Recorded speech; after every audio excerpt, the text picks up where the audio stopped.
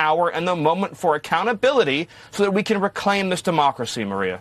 Well, do you believe we will actually get accountability? We've been demanding accountability now for a decade. Our audience is well aware that this is the biggest political scandal we have ever seen, and an effort to undermine and take down a duly elected president. But now we want to see the tricksters face the consequences. Will they?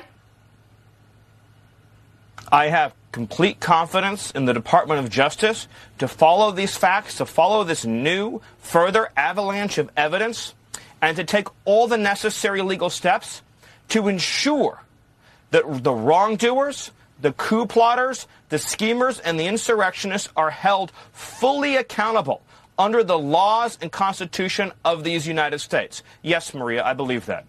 Now, last weekend, John Ratcliffe, CIA director who is a former prosecutor, former DNI, told us that the statute of limitations, the 5-year statute, does not apply when it comes to conspiracy. And he says the conspiracy is ongoing because they still won't admit it. The conspiracy is still happening. So what is your take on what Ratcliffe told us last week?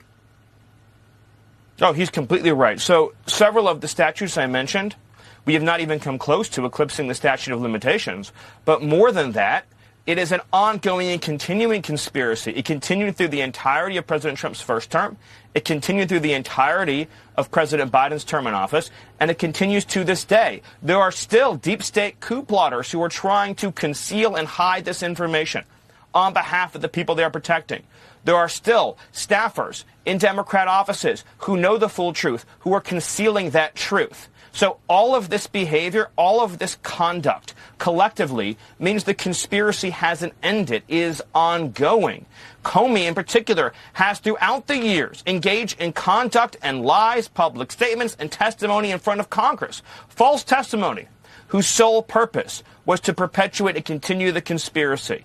So I have every hope and expectation that the Department of Justice, under the leadership of our courageous Attorney General, will follow these facts and follow the evidence and deliver justice. Because if we have a country where we can continue to have FBI careerists and CIA careerists, deep staters, who will fabricate and doctor evidence, who will create and produce fake material, fabricated material, phony information to try to go after their political enemies up to and including the president.